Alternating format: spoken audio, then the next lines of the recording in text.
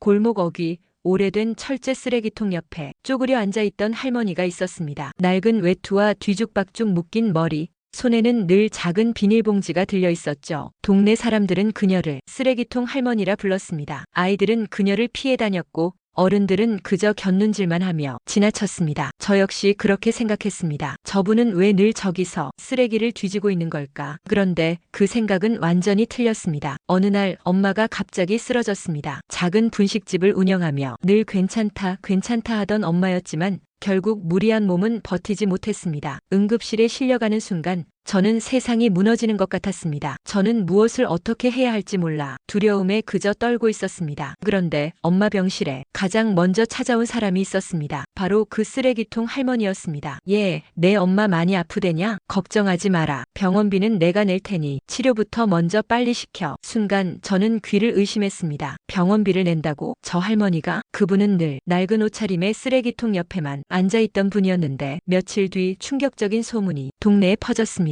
그 할머니가 사실은 이 동네 상가 건물의 주인이라는 것이었습니다. 허름한 차림의 쓰레기통 옆에 앉아있던 분이 건물주라니 사람들은 믿을 수 없다는 표정을 지었습니다. 설마 거짓말 아니야? 아니야, 진짜래. 땅도 몇 개나 가지고 계시다더라. 그때부터 저는 그분이 진짜 이야기가 궁금해졌습니다. 할머니는 젊었을 때 시장에서 떡집을 하던 분이었습니다. 새벽부터 밤늦게까지 일을 하며 아이들을 키워냈고 그렇게 모은 돈으로 조금씩 땅을 사두었다고 합니다. 열심히 살며 쌓아온 작은 미천이 세월이 흘러 건물과 땅으로 불어난 것이었죠. 하지만 자식들은 다 외국으로 떠나버렸고 남편도 일찍 세상을 떠났습니다. 홀로 남은 할머니에게 화려한 옷차림이나 번듯한 생활은 필요하지 않았습니다. 그저 동네 사람들이 잘 지내는 걸 지켜보는 게 유일한 낙이었고 그래서 늘 골목 어귀 쓰레기통 옆에 앉아 사람들을 바라보고 계셨던 겁니다. 병원에서 치료를 받는 동안 할머니는 우리 가게의 월세도 받지 않았습니다. 내 엄마 나을 때까지는 돈 걱정 말고 그냥 써. 심지어 가게 문을 닫은 동안에도 할머니는 몰래 집 앞에 반찬거리를 두고 가시곤 했습니다. 김치 한 통,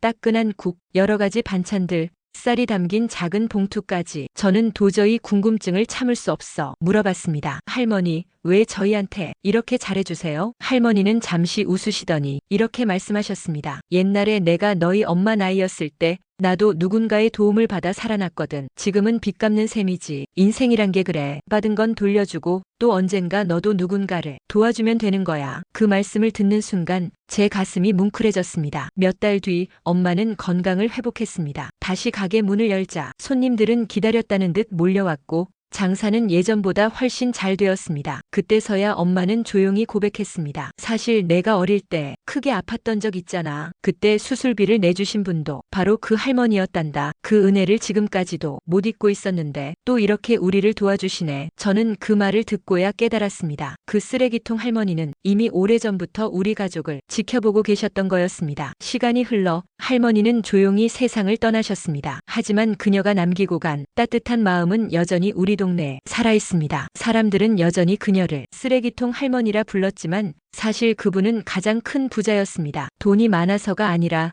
진심으로 나누고 베풀 줄 알았기 때문이었죠. 저는 지금도 길을 지나다 쓰레기통을 볼 때마다 할머니를 떠올립니다. 그리고 다짐합니다. 언젠가 나도 누군가에게 그런 사람이 되어야지 하고요. 재미있고 감동적인 이야기 더 보고 싶다면 구독과 좋아요 부탁드려요.